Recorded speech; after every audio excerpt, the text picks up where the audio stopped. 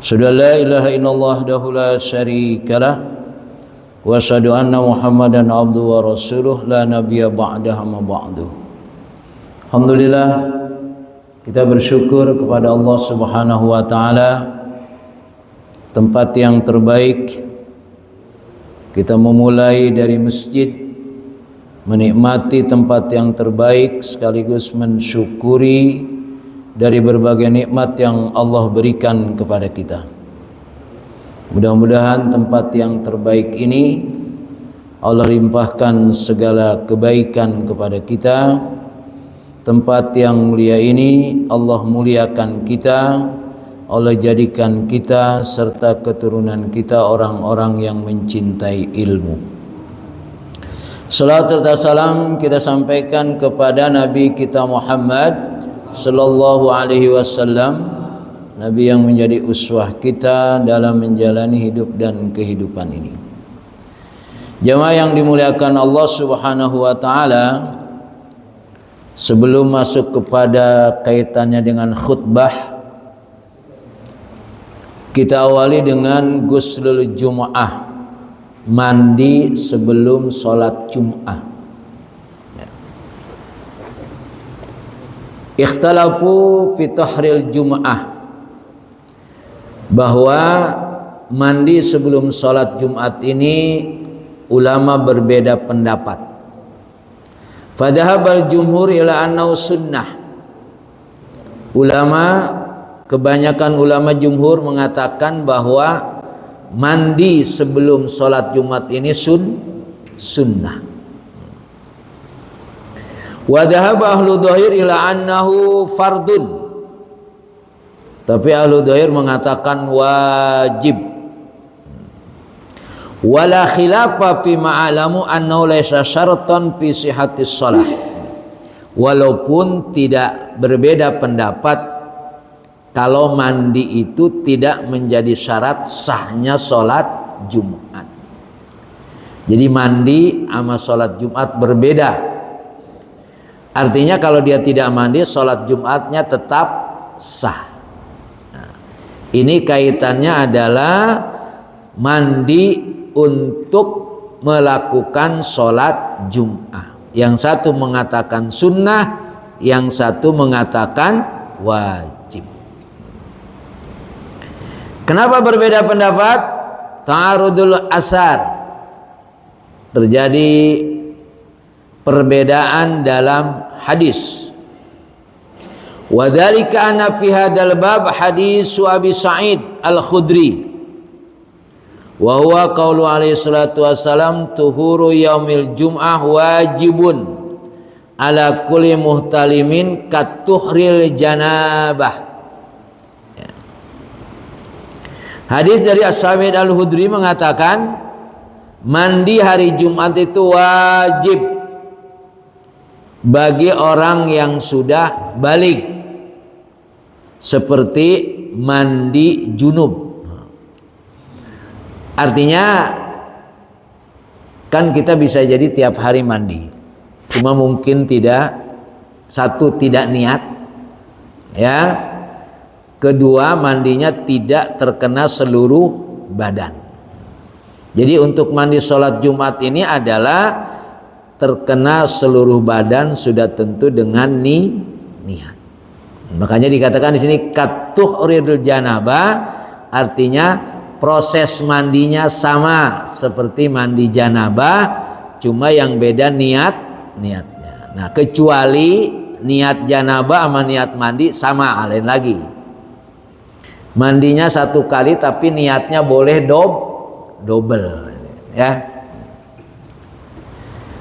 Wa fi hadisu Aisyah kana nasu ummalun anfusihim fayaruhuna ilal jumu'ah bihayatihim faqila law iktasaltum.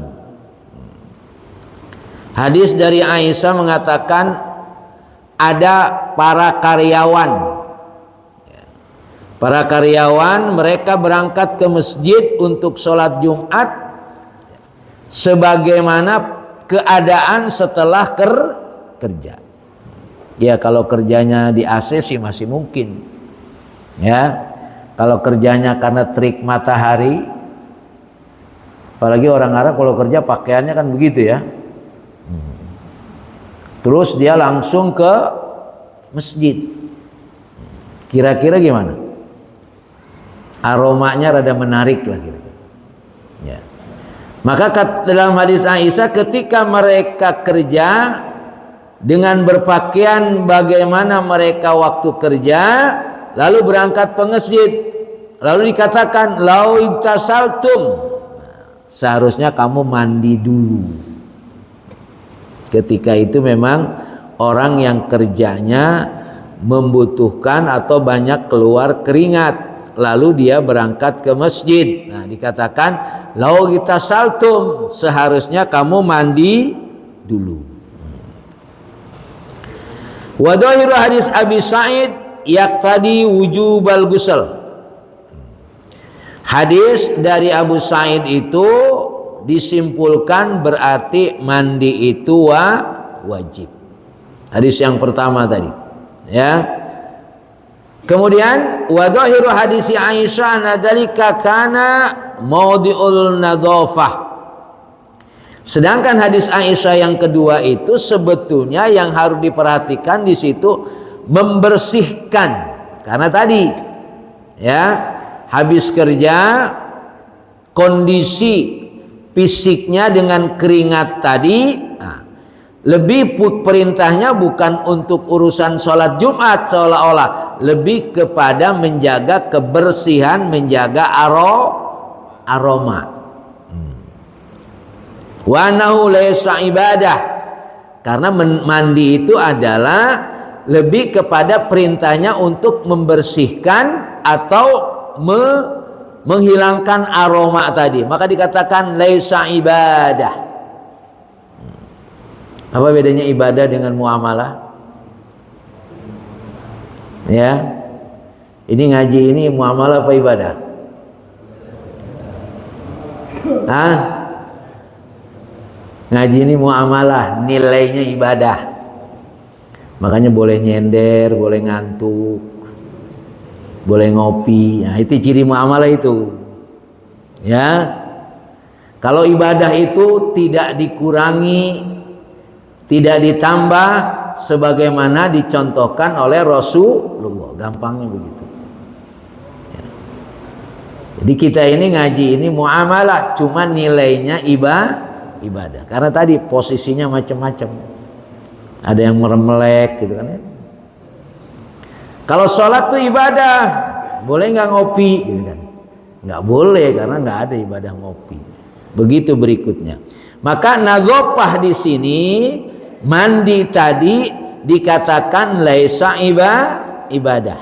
Lebih kepada perintahnya apa? Perintahnya untuk kebersihan dan membersihkan aroma tadi, karena bisa jadi habis kerja keringetan dan lain sebagainya. Wa qad ruwiya man tawaddu'a yaumal jumu'ah fa biha wa ni'mat wa man igtasala fal ghuslu afdal. Siapa yang berwudu di hari Jumat, artinya tidak mandi, ya, dia berwudu saja lalu berangkat ke masjid, itu sudah bagus. Tetapi wa man igtasala fal ghuslu afdal. Tapi siapa yang berangkat ke masjid di hari Jumat, dia mandi terlebih dahulu, maka itu lebih utama. Ya. Jadi mandi ini tidak wajib.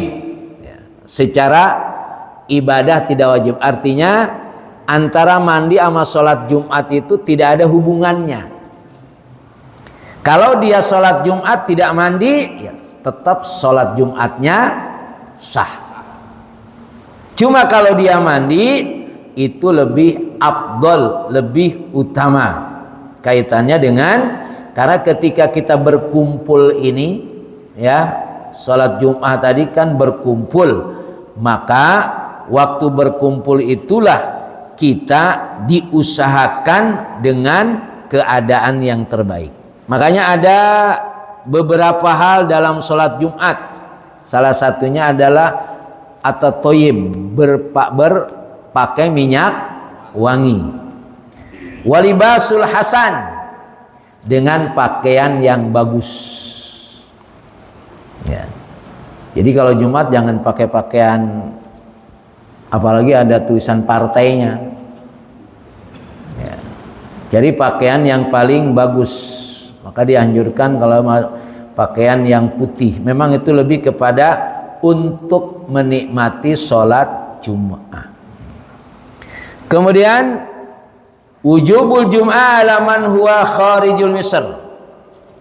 Ketika orang musafir, ya, ketika orang musafir itu sholat Jumat atau tidak, kita lihat, ya, karena ada orang hari Jumat pergi musafir. Wa ma wujubul Jum'ah ala man huwa kharijul Misr fa inna qauman qalu la tajib ala man kharijal Misr. Untuk hari Jumat bagi orang yang musafir, ya, mereka mengatakan tidak wajib sholat Jum'ah. Wa qaumun qalu bal tajib. Tapi sebagian mengatakan wajib. Jadi satu mengatakan wajib, satu mengatakan tidak wajib. Kenapa demikian? Ikhtalafu ikhtilafan kasiran. Faminu man qala man kana bainahu wa bainal Jum'ah masiratan yaumun wajaba alil ityan ilaiha. Pertama pendapatnya, kalau dia pada hari tersebut ada, artinya tidak musafir, maka dia wajib Jumat. Pengertiannya di sini adalah waktu malamnya dia ada, malam Jumat, tapi siangnya pergi, nah, tetap itu wajib. Ya. Pendapat pertama. Wa minhum man qala yajib alaihi al-ityan ilaiha ala sati amyal. Kalau dia berada, walaupun dia sedang musafir, tapi dengan masjid itu tidak terlalu jauh. Posisinya dia tidak terlalu jauh dengan masjid, maka dikatakan dia wajib. Yajib alaihi al-ityan min haitsu yasma'an nida fil aglab. Dia sedang musafir, lalu dia mendengar adzan. Secara umum dia mendengar adzan, maka dikatakan yang seperti itu tetap dia wajib sholat. Nah, jadi perbedaannya antara dia mendengar adzan dan jaraknya tidak jauh dengan masjid, pendapat yang lain mengatakan dia tetap harus sholat, walaupun secara umum orang musafir itu tidak diwajibkan sholat. Tapi kalau mau sholat boleh. Ya. Makanya di kaitannya dengan musafir tadi, yaitu adanya jamak qasar.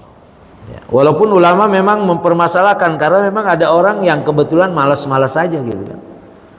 Ada nggak orang musafir nggak sholat? Musafir itu boleh tidak sholat Jumat. Kebetulan dia kagak demen sholat, ya udah nggak sholat. Saya nggak tahu ya, seringkali ketika naik kereta misalkan dari Jakarta, dari Gambir atau dari Senen ke Malang sebut saja, saya perhatiin di kereta itu hanya beberapa orang saja yang sholat itu. Antum coba perhatikan nanti, ya. Dari sekian satu gerbong itu saya lihat hanya beberapa orang aja bergerak sholat. Yang lainnya tidur. Saya tidak tahu ada hukum lain atau boleh tidak sholat kali. Yang pasti tidak ada alasan untuk tidak sholat. Makanya dalam musafir itu tetap diwajibkan sholat, sehingga nanti ada rukhsah namanya. Ada rukhsah. Boleh dijama dan dikosor. Coba antum nanti perhatikan. Ya. Kalau naik kereta itu kan dari Jakarta ke Malang itu 12 jam.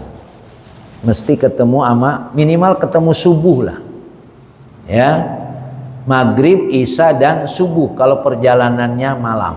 Berarti paling tidak sholatnya 2 kali. Maghrib dan isya dijama. Ya.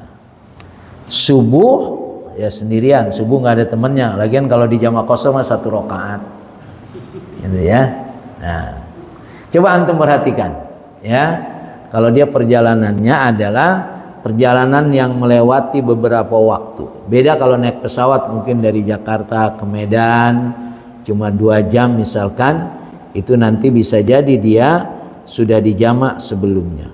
Tapi kalau orang naik kereta sebelum maghrib kan tidak mungkin jamaknya sebelum di kereta.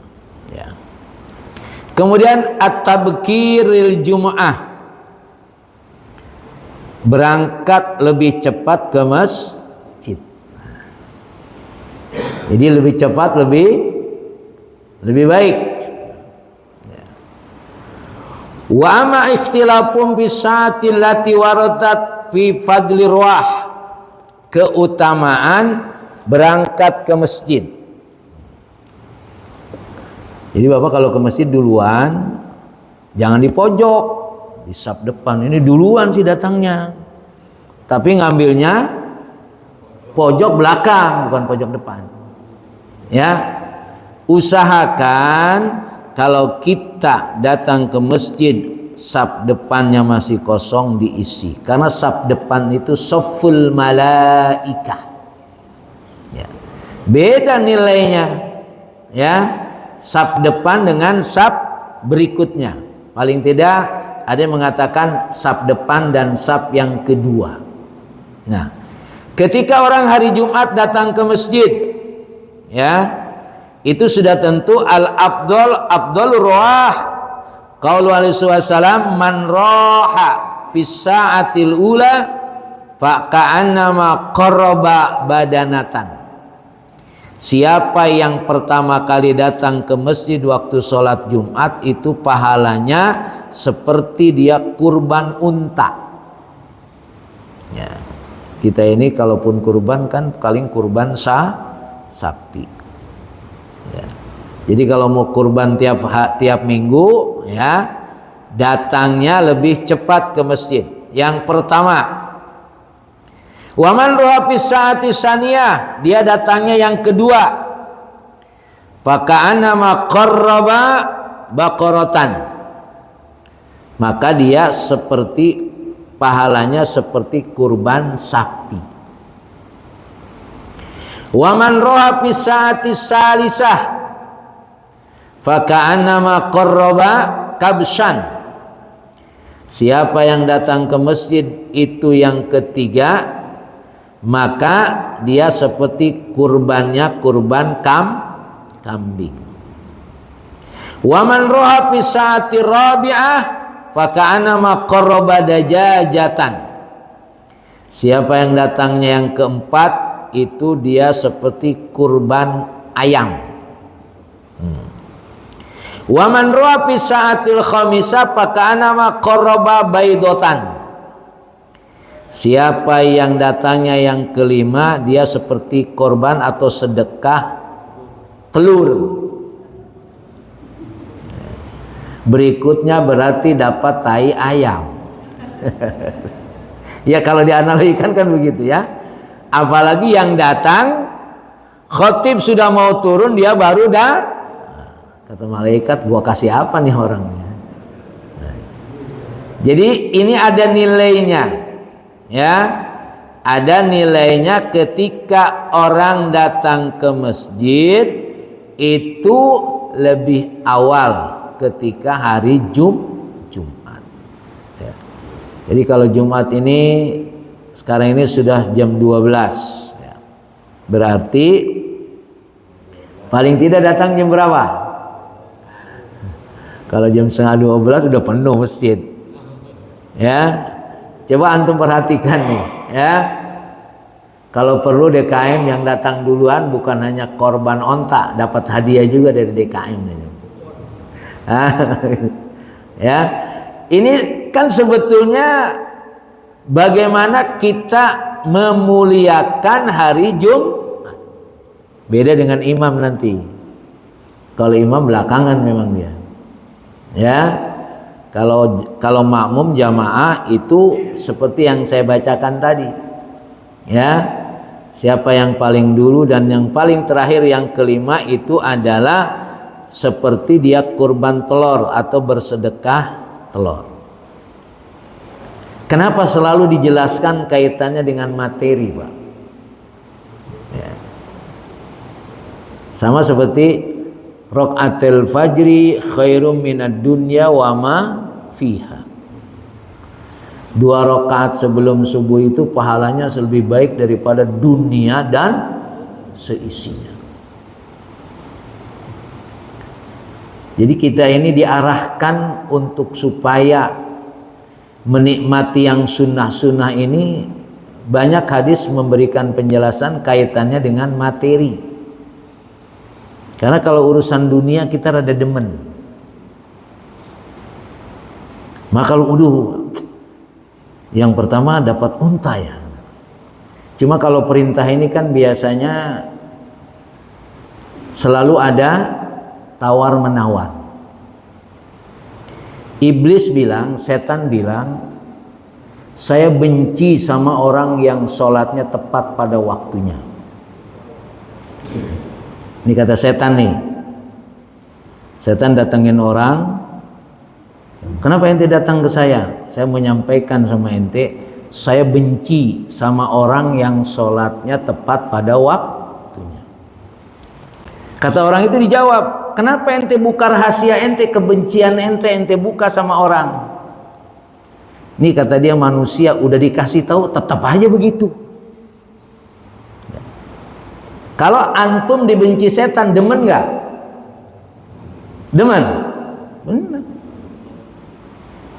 Tapi kata setan, udah gua kasih tahu, gua benci, tetap aja dia sholatnya nggak tepat pada waktunya.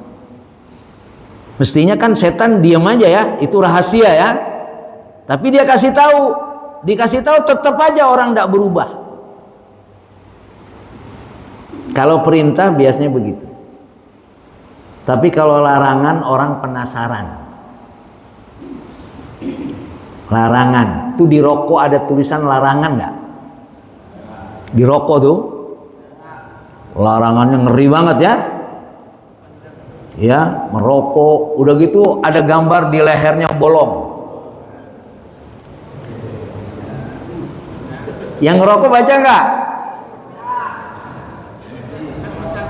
Kata ngerokok ya gitu. Kalau larangan orang masih penasaran, larangan itu. Udah dikasih tahu tetap aja ya ngeyel. Sama dengan buang sampah. Karena kalau buang sampah kan ada, udah gitu sampah dibersihin, ditulisin di situ, dilarang buang sampah. Besok ada sampah lagi ya nggak? Ada. Yang ngurusin sampah udah kesel, yang buang sampah di sini anjing. Masih buang nggak? Buang juga. Nah itu dia. Itu manusia kalau dilarang itu, ya dia penasaran. Padahal dalam Islam itu kalau perintah boleh ditawar. Kalau larangan tidak boleh ditawar. Wa ma atakumur rasul fakhuduhu wa ma nahakum anhu fantahu. Fattaqullaha mastata'tum. Apa yang dicontohkan Rasulullah ikuti. Tapi kata Rasul mastata'tum, sesuai dengan kemampuan. Makanya perintah qiyamul lail. Qiyamul lail itu ada yang mengatakan 11 atau 13. Sampai Rasulullah bilang kalau tidak bisa 11, 13, satu aja. Sampai begitu tuh. Ya, itu perintah. Karena kata Rasulullah pasti yakin umat gue bakal nawar nih. Ya kalau 13 Rasulullah berat kita qiyamul lail. Ya. Sampai hadis berikutnya itu mengatakan lau raq'ah. Sudah, kalau tidak sanggup sekian, lakukan qiyamul lail walaupun 1 rakaat. Masya Allah. Makanya antum jangan sampai tidak sholat lail. Maka paling tidak kalaupun suka kesiangan, artinya kesiangan tuh bangunnya pas subuh, ya, supaya tetap sholat lail. Paling tidak sebelum tidur antum sholat 1 rakaat. Sholat apa? Witir udah. Jangan sampai tidak. Kalau perintah mudah ditinggalkan, tapi kalau larangan penasaran. Gue pengen tahu dah, coba ini bener nggak nih kata rokok begini, gue ngerokok dah. Ternyata sampai sekarang masih hidup kata dia gitu ya. Masih hidup. Ya Ustaz nyinggung-nyinggung ngerokok lagi dah. Bapak, kalau Bapak tahu mimpi itu kapan? Saya mimpi, kapan taunya? Setelah bangun kan? Iya. Bapak tahu akibat rokok nanti kalau udah sakit baru. Ya, waktu mimpinya asyik. Ya, tapi tahu mimpinya setelah bangun tidur. Sama dengan orang-orang yang menyesal di neraka. Nyesal di nerakanya kapan? Setelah di neraka. Kalau sekarang asyik saja, nggak sholat,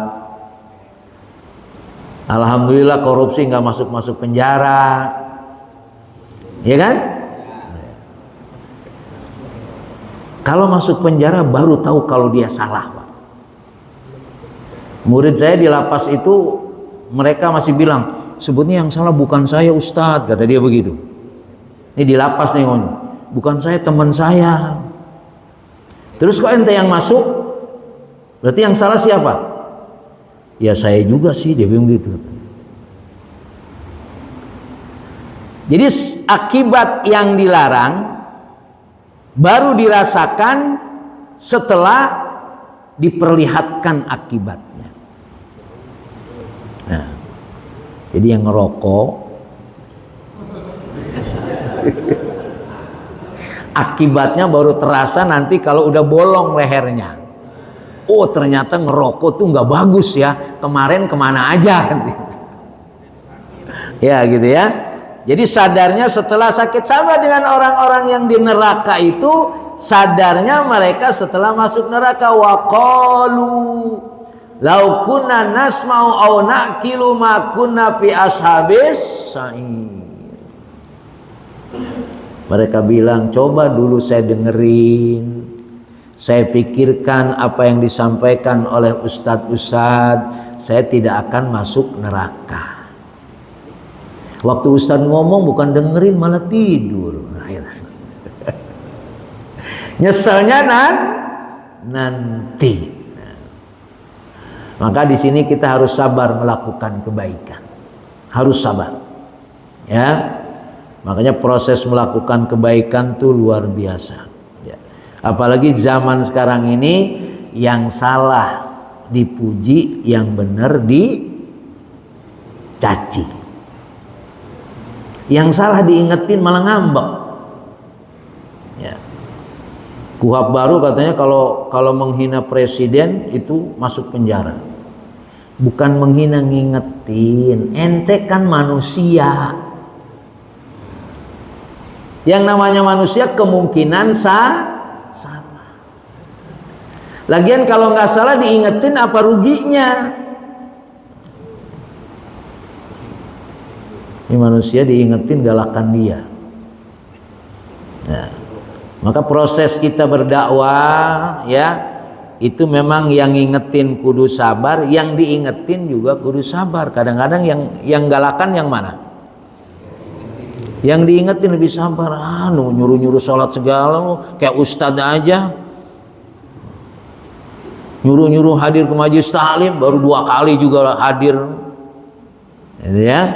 Nah, jadi Rasulullah memberikan kepada kita supaya tabkir ilal Jum'ah, bersegera datang untuk sholat Jumat dengan qoroba badanatan dan lain sebagainya. Nilainya seperti berkurban sapi, unta dan sebagainya. Selalu dikaitkan dengan materi. Ya. Makanya kalau pahala, makan tuh pahala gitu. Jadi ini artinya yang harus dipahami oleh kita. Di samping memang kita melakukan apa yang dianjurkan oleh Rasulullah, satu sisi, ya, sisi lain adalah dijelaskannya dengan materi, supaya kita lebih tertarik. Cuma tetap aja kan kira-kira gitu ya. Ya. Kalau yang wajib kan tidak dijelaskan sebagaimana sunnah. Sholat subuh itu, siapa yang sholat subuh berjamaah pahalanya seperti sholat sepanjang malam. Terus sholat subuh berjamaah hukumnya apa? Kata Imam Syafi'i hukumnya fardu kifayah. Makanya kalau ahli Syafi'i itu, makanya kadang-kadang orang-orang NU itu rada kurang demen dia jamaah. Karena katanya bilang pengikut Syafi'i. Beda pengikut Wahabi. Ini kan kadang-kadang saya suka bingung, dia Wahabi dia.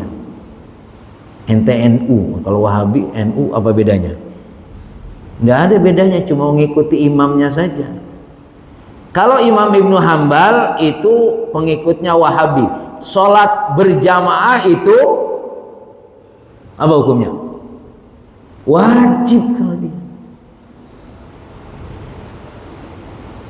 Kalau Imam Malik dan Imam Hanafi sunnah muakkadah. Akhirnya manusia milih yang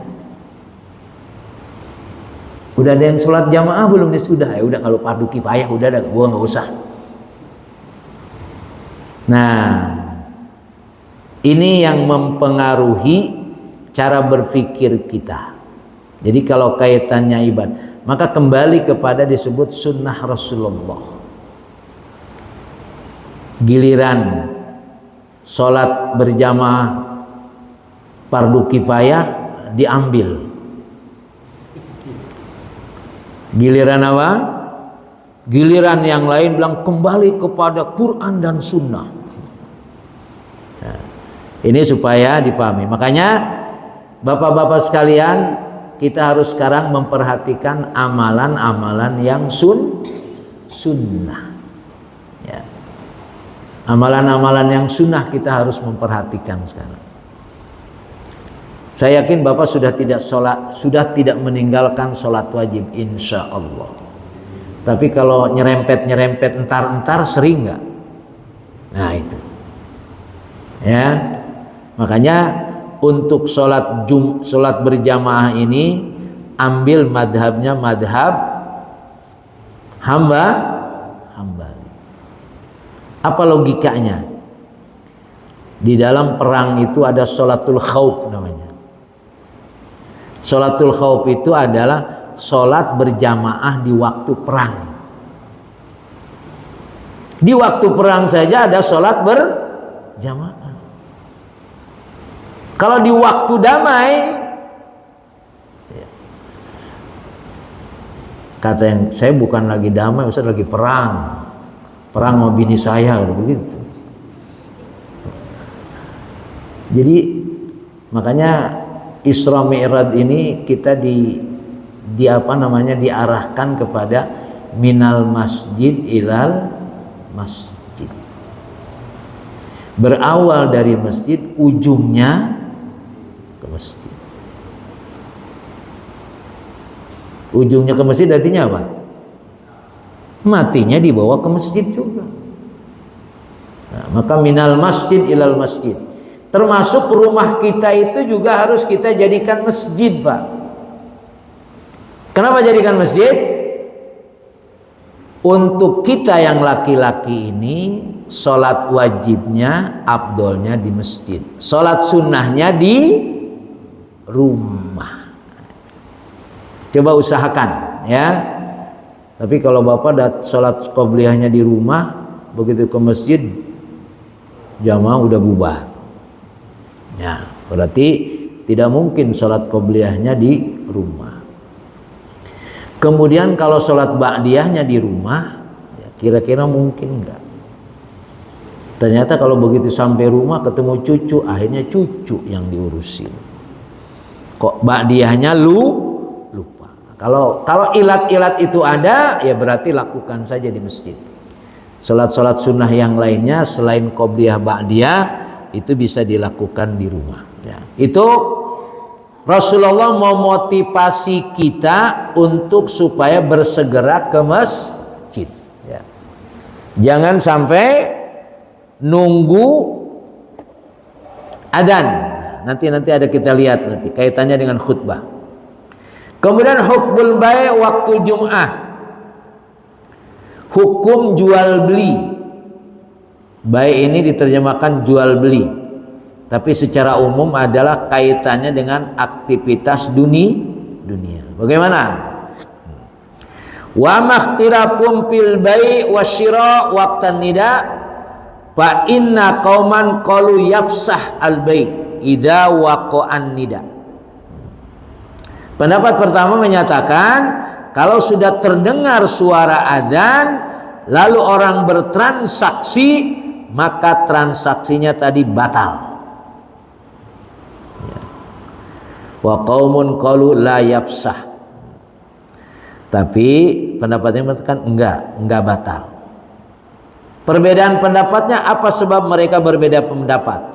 Halin nahyu anisy alladhi aslu mubah idza tuqayyidu nahya bisifatin ya'udu bi fasadil manhi anhu amla. Apakah larangan asalnya boleh, jual beli itu hukumnya apa? Boleh. Ya. Lalu yang boleh itu dikaitkan dengan larangan karena ada perintah supaya datang ke masjid. Wa idza nudiya ila shalah fas'au ila dzikrillah. Jadi masalahnya adalah apakah sesuatu yang boleh asalnya lalu dia menjadi dilarang karena ada perintah yang lain, yaitu supaya pas'au ila dzikrillah. Tapi tidak dijelaskan lebih detail ya apa yang menjadi penyebab. Maksud saya ya kira-kira kalau sudah hari Jumat ya jual beli berhentilah kira-kira gitu. Ya. Kalau urusan dunia memang tidak ada selesainya. Maka kalau sudah dipanggil, nah ini kan kapan tidak bolehnya? Tidak bolehnya ketika sudah waktu adzan. Nah, kalau belum waktu adzan masih boleh. Ini udah waktu darurat. Nah, tadi afdolnya kita datang lebih cepat lebih baik. Oke, itu bagi yang mau mengambil kesempatan mendapatkan nilai, dia mendapatkan pahala kurban unta. Karena dia nggak mau, ya nggak apa-apa. Lalu kapan dia berangkat ke masjid? Ntar aja dulu, kira-kira kan begitu ya. Oke, tapi kalau sudah fa idza nudiya lis-sholati min yaumil jum'ah fas'au ila dzikrillah. Kalau udah dipanggil ya sudah. Di situ maksudnya ketika terdengar suara nida adzan maka jual beli batal. Yang satu mengatakan begitu, tapi yang satu tidak. Ini memotivasi saja kepada kita supaya lebih cepat ke masjid. Ya. Itu untuk membedakan supaya hari Jumat ini kita nikmati lebih cepat ke masjid lebih baik. Sedikit tentang khutbah. Ittafaqal muslim ala annaha khutbatun wa rak'atani ba'dal khutbah. Ya. Sebetulnya Sholat Jumat ini intinya adalah satu khutbah, kedua 2 rakaat ba'dal khutbah. Tapi ikhtalafu fi dzalika fi khamsi masail. Sekarang khutbah, hal hiya syartun fi sihhati shalah wa ruknun min arkaniha amla. Apakah khutbah itu syarat sah salat dan rukun atau tidak? Jadi apakah khutbah itu menjadi syarat sah salat dan rukun atau tidak? Ada nggak orang yang datang ke masjid setelah khutbah selesai? Ada ya, cuma orangnya nggak ada di sini kan? Ya, nah, makanya di sini nanti kaitannya tadi. Ya, fahadal jumhur ila annaha syartun wa ruknun. Khutbah itu adalah menjadi syarat dan rukun daripada sholat Jum'ah. Ya, ini pendapat jumhur. Ya. Wa qala qaumun inna laysat bi fardin. Nah, tidak, satu kaum mengatakan khutbah itu tidak wajib. Wa jumhur ashabu Malik ala anna fardun. Kemudian bahwa jumhur dan sahabat Malik menyatakan dia adalah wajib. Nah, sekarang apa? Kenapa mereka berbeda pendapat kaitannya dengan khutbah ini? Ya. Dan mengatakan secara umum nih, pengetahuan umumnya kan khutbah itu mengganti 2 rakaat. Betul begitu? Ya. Bapak dengerin khutbah nggak? Iya, dengerin Ustadz. Kadang-kadang enggak juga gitu. Nanti kan punya nilai itu kan? Punya nilai nanti. Ya, makanya kan ada hadis yang menyatakan siapa yang sholat dari satu Jumat ke Jumat yang lain, ya, satu Jumat ke Jumat yang lain itu nanti Allah ampuni dosanya ketika dia mendengarkan khutbah. Bukan sekedar datang, tapi dengerin khutbah. Makanya ansitu wasma'u wala tatakallamu. Ya. Kalau di masjid-masjid yang lain masih ada itu. Muadzin sebelum adzan dia mengingatkan. Ansitu wasma'u wala tatakallamu. Ya. Dengarkan, pahami, dan jangan bicara. Nanti kita lihat kenapa terjadi berbeda pendapat. Nah. Hal al aslu mutaqaddam min ihtimali kulli maqtarana bi hadhihi shalah ayyakuna min surutiyya aw la yakun. Paman ra'a anal khutbah halun minal ahwal al mukhtasah bi hadhihi shalah wa bi khassati idza tawahama ana iwadun ana min raq'ataini lataini naqsota min hadis shalah. Ada yang mengatakan khutbah itu adalah kekhususan dalam sholat. Artinya khutbah itu memang spesial untuk sholat Jumat. Nah, apakah dengan adanya sholat khutbah tadi dia menggantikan 2 rakaat yang tertinggal? Apa yang tertinggal 2 rakaat tadi? Biasanya sholat duhur 4 rakaat. Ini sholat Jumat 2 rakaat. Maka berarti khutbah itu mengganti 2 rakaat. Innaha ruknun min arkani hadis shalah wa syartun fi sihhatiha. Makanya kalau khutbah itu adalah dia menggantikan 2 rakaat yang hilang tadi, ya, berarti khutbah itu adalah arkan wa syartun fi sihhatiha. Maka khutbah itu adalah rukun dan syarat untuk menyatakan sholat Jumatnya itu sah. Nah, kalau memang dikatakan khutbah itu mengganti 2 rakaat yang hilang. Wa man ra'a anal maqsud minha huwal mau'idah al maqsudah min sairil khitab roha anna laysat syarton min surutis shalah. Khutbah itu maksudnya adalah dia memberikan nasihat saja, ya. Dia seperti ceramah-ceramah yang lain, maka dia tidak menjadi syarat. Kan kalau hari Jumat itu kan sebagian mengatakan hari Jumat itu adalah khutbah itu lebih menyampaikan kebaikan-kebaikan di hari Jumat. Nah, cuma apakah khutbah itu menjadi syarat atau tidak? Kalau yang pertama mengatakan dia menjadi syarat. Karena apa? Menggantikan 2 rakaat. Itu pendapat yang pertama. Yang kedua, enggak, khutbah itu ya ceramah biasa saja, sekedar menambahkan karena kebetulan orang banyak diberikan nasihat. Nah, gitu. Wa inna ma waqal khilaf fi hadil khutbah hal hiya fardun amla, maka dia itu menjadi wajib atau tidak. Posisinya tadi, ya.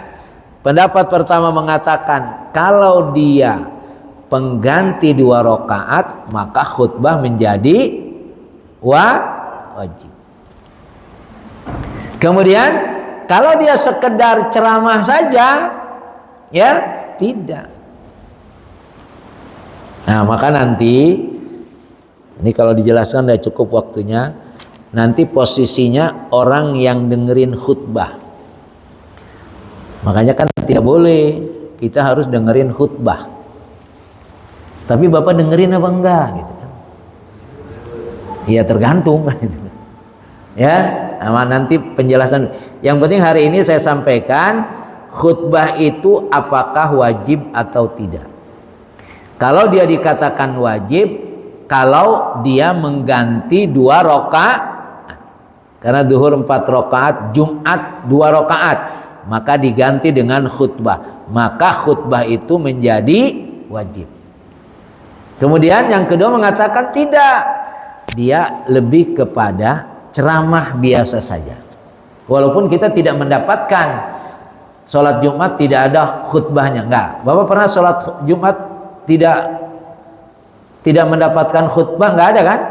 Enggak ada. Kecuali ada orang bilang saya baru di sini, sholat tidak ada khutbahnya. Karena begitu dia datang tidur. Lalu komat. Dia bilang, oh di sini sholat Jumatnya nggak ada khutbah. Ya dia tidur nggak tahu apa-apa. Artinya di sini kalau yang kedua mengatakan tetap ada khutbah, cuma memang khutbah itu tidak menjadi syarat. Makanya bahasa gampangnya boleh dengerin, boleh tidak. Nanti dalam penjelasan berikutnya ada, boleh ngobrol. Biarin aja yang ceramah. Kecuali ketika khotib membaca ayat, baru kita dengerin. Ini apa? Begitulah ulama mengkaji supaya di dalam Islam ini tidak selalu merasakan menjadi taat sama Islam itu tidak berat. Makanya kan kalau saya ditanya itu di masjid itu nggak boleh ngomong dunia. Di masjid itu kalau dalam adab majelis, di masjid itu nggak boleh nyender, di masjid itu nggak boleh. Wah, kalau itu saya jelasin bubar masjid. Nggak boleh nyelonjor, nggak boleh itu. Wah, hadir aja masih bagus, banyak banget aturannya, nyender kagak boleh. Ya, artinya dalam pembahasan ini jangan dipahami adalah begitu ruwetnya, tidak. Memang dalam melaksanakan apa yang diperintahkan oleh Allah dan Rasul itu tetap kita merasanya nyaman. Jangan tertekan. Ansitu wasma'u wala tatakallamu. Dengerin, pikirin, awas jangan ngobrol. Kan kelihatannya ancaman banget tuh ya. Ya. Padahal mestinya kalau orang sudah dengerin khutbah, nggak usah digituin juga udah dengerin gitu kan. Mestinya. Kalau ada orang yang ngomong, yang satu ngomong berarti yang lain dengerin. Ya. Makanya kalau orang ngomong, yang lain dengerin. Kecuali ibu-ibu, ada ibu-ibu nggak? Itu memang biasa itu. Makanya kalau pengajian ibu-ibu bapak mesti ibu-ibu dengar, bo, baru iya. Kalau nggak ditegor, udah nyerocos terus dia sama temannya. Memang itu sudah karakter gitu kan. Kan mestinya kalau ada orang ngomong dengerin. Itu sudah etika umum dah itu sebetulnya. Ya. Kalau ada orang ngomong jangan main HP, itu udah etika umum. Tapi kan namanya orang, masing-masing punya karakter. Nah, maka dalam pembahasan khutbah di sini nanti pada berikutnya, apakah kalau dia menjadi pengganti sholat 2 rakaat tadi tetap khutbah ada, cuma hukum terhadap orang mukhatabnya yang dengerinnya. Nah, nanti ada lebih detail nanti. Boleh nggak didengerin? Nggak apa-apa nggak didengerin juga, nggak ada urusannya kok sama sah dan tidaknya sholat Jumat. Itu nanti ada miqdarul khutbah. Makanya nanti kan ada urusannya, hal-hal yang berkaitan dengan khutbah. Mana yang lebih panjang, sholatnya atau khutbahnya? Ya, itu beberapa hal kaitannya kan secara hukum. Makanya nanti kenapa jamaahnya banyak yang tidur, khutbahnya kelamaan, nah, gitu ya. Ada alasan begitu ya? Ada. Khutbahnya lama sih jadi ngantuk. Padahal sebelum khutbah dia udah ngantuk. Ya. Nah, saya kira ini apa yang saya sampaikan hari ini jamaah yang dimuliakan Allah Subhanahu wa taala, kaitannya dengan mandi sebelum sholat Jumat, ya. Lebih baiknya kita mandi, ya. Apalagi setelah mandi ditambah dengan wewangian, ya. Kemudian dengan berpakaian yang bagus. Ya. Kalau saya dulu di pesantren itu dianjurkan sholat Jumat itu tetap pakai sarung dan dianjurkan pakai jas. Lebih gagah kelihatannya itu. Jadi kalau pakai jas ngantuk juga malu sama jas kan berarti. Kira-kira gitu ya. Ente jas doang digedein. Nah, jadi memberikan pakaian yang supaya memberikan semangat. Waktu di pesantren saya begitu, dianjurkan untuk pakai jas supaya gagah itu pakai jas itu. Makanya kalau di masyarakat masih ada pakai kaos ada mereknya lagi. Masya Allah. Nah, itu nilainya beda. Kaitannya dengan bersegera ke masjid, ada nilainya, ya. Ada iming-imingnya. Sudah tentu iming-iming ini tidak melihat kepada nilai materinya, lebih kepada membangunkan sunnah. Jadi ada hal yang harus kita pahami jamaah yang dimuliakan Allah Subhanahu wa taala, ihya'us sunnah, menghidupkan sunnah. Karena kata Rasulullah, man ahya sunnati inda pasadi ummati falahu ajru mi'atus syahid. Siapa yang menghidupkan sunnahku ketika umat ini sudah rusak? Umat ini sudah rusak belum? Sudah ya? Berarti kita rusak juga berarti.